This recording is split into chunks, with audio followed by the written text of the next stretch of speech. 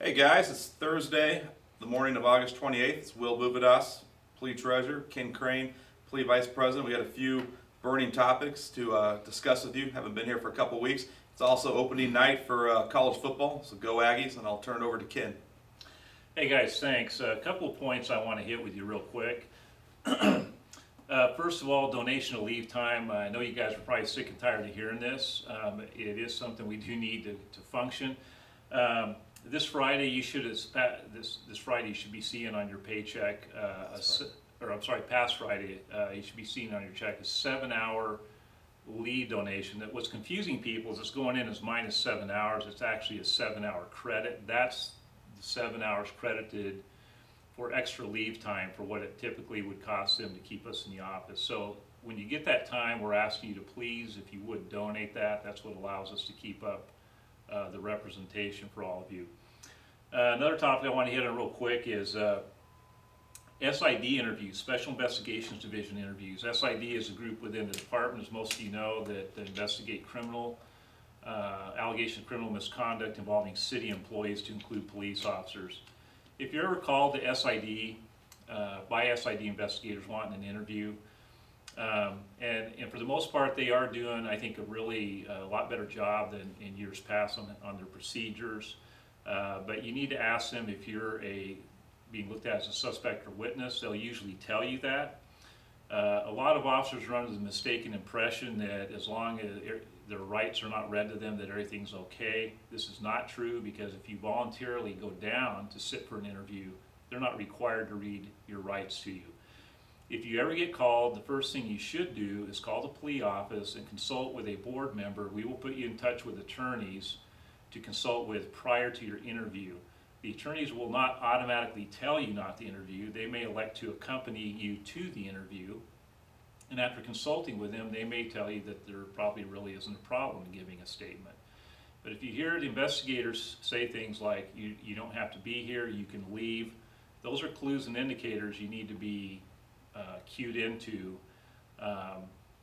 if you get involved in one of those situations. Next, PSB shooting protocol. PSB is kind of changing up their protocol on critical incident scenes. This would be in custody deaths, serious accidents, officer-involved shootings. What they're doing, and PLEA is on board with this, we support this, we think it's a good change, but at a shooting scene, as long as an officer elects to speak with criminal investigators, they will do a walkthrough and interview with criminal investigators. PSB later on will harvest those interviews to use.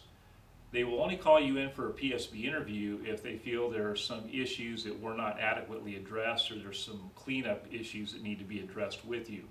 Then they may call you in for a PSB interview later. This will have the net effect of drastically shortening up the time spent on these critical incident scenes out on the street. So we are in support of that. We think it's a good change that will benefit everybody.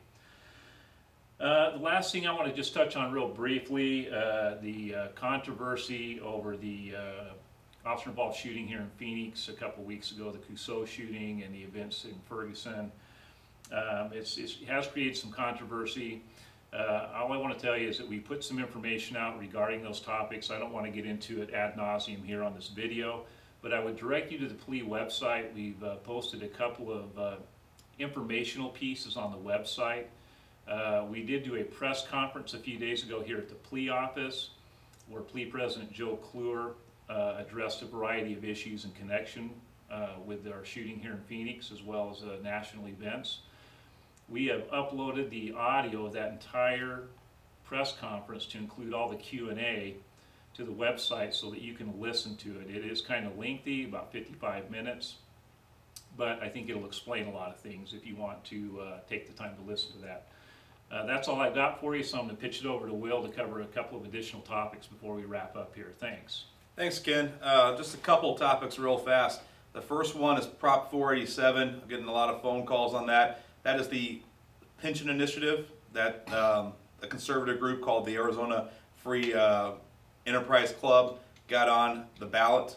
There's a rumor going around there's two different initiatives. There's just one. It was originally called Prop 401. Now they changed it to Prop 487. It's the same thing.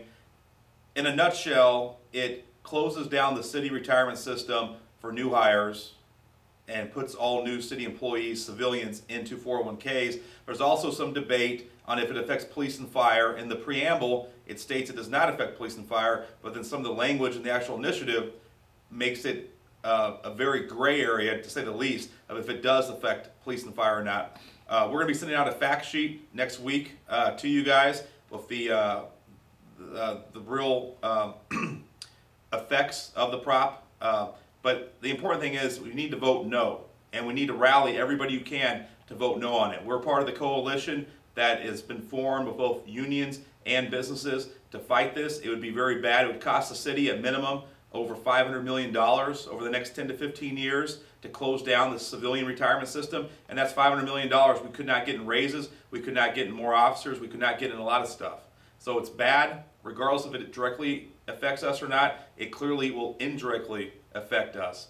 The other issue I want to talk about is the holiday issue. I've gotten a lot of calls from a lot of detectives and plainclothes people who are very upset with the way the department is implementing the holiday furlough. As you know, PLEA did not agree to the holiday furlough. We did not agree. That was something that the city council forced down our throat to make up the 3% concessions that all of the city unions had to take. As you remember, went to council with our arguments and arbitrator's decision that we should not have to take the same concessions as everybody else. They disagreed, and so they ended up, as part of our concession, giving us these holiday furloughs, unpaid holidays, whatever you want to call them. We are still working with the city to come to a solution to implement it fairly throughout. If that can't be done, we will be filing grievances and taking other actions on the issue. So we have a meeting with the city manager next week, and then after that, after we see what his stance is and what he's going to do about it, we will move forward with filing a group grievance on behalf of the entire department, all Unit 4 members, on this issue. Also, this is another reason why you guys need to be involved in the other initiative process, which is the staffing / anti-retaliation initiative that we're running currently, getting signatures for next year's ballot. So we still have petitions at the office. Please come by, pick them up, and get everybody you can to sign them so we can get that on the ballot, so that way we don't have to go through these sort of concessions and these sort of staffing issues ever again. And as always, if you guys got any questions, give me or Ken or Joe a call. We'll be happy to answer them. And have a great holiday weekend and stay safe out there. Thank you. Take care, guys.